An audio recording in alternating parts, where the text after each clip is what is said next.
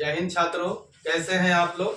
चलिए आज आप लोगों को जो पढ़ाया गया है उसका टेस्ट लिया जाएगा और टॉपिक वाइज आप लोगों को बुलाया जाएगा और आकर जो टॉपिक दिया जाएगा उस टॉपिक पर आप लोग अपना अनुभव साझा करेंगे और जो टॉपिक दिया जाएगा उस पर बेहतर से बेहतर आप लोग बताने का काम करेंगे।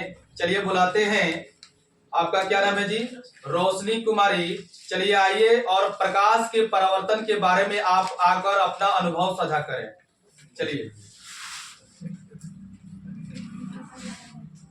Thanks sir, good morning all friends students.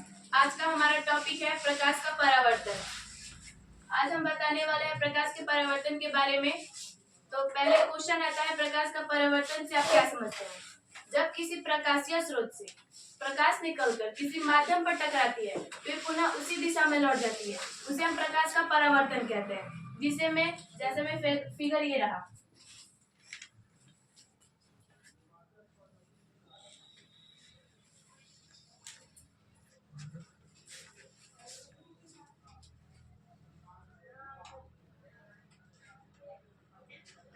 जैसे में ये सूर्य रहा, यहाँ से प्रकाश निकलकर किसी माध्यम पर टकराई फिर पुनः इसी दिशा में लौट गई, इसे हम प्रकाश का परावर्तन कहते हैं।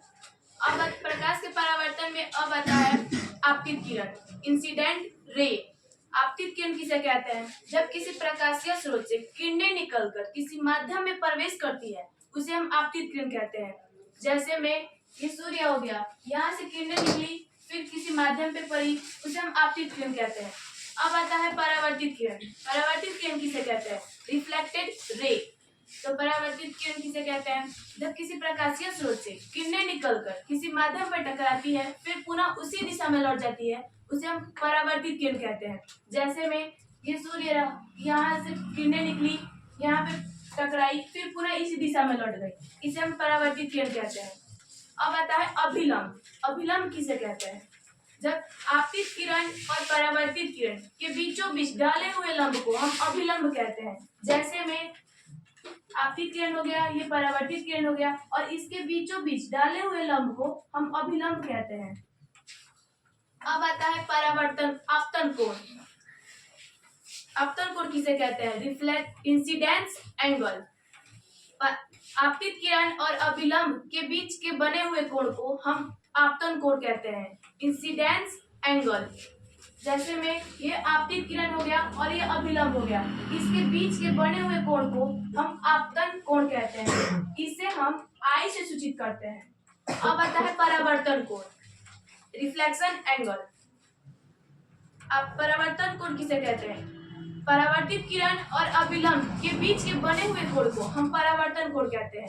जैसे में ये परावर्तित किरण हो गया और ये अभिलंब हो गया, इसके बीच के बने हुए कोण को हम परावर्तन कोण कहते हैं, इसे हम स्मॉल आर से सूचित करते हैं।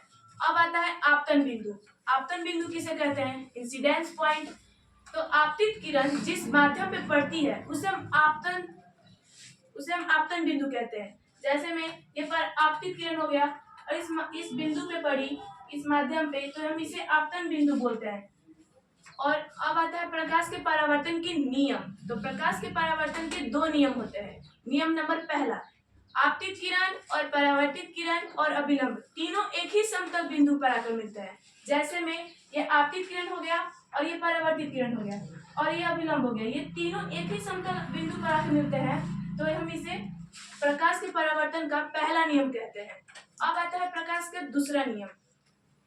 तो आपतन कोण और परावर्तन कोण दोनों एक दूसरे के बराबर होते हैं। जैसे में ये आपतन कोण हो गया और ये परावर्तन कोण हो गया, ये दोनों एक दूसरे के बराबर होते हैं। जैसे साइन आई बराबर साइन आर,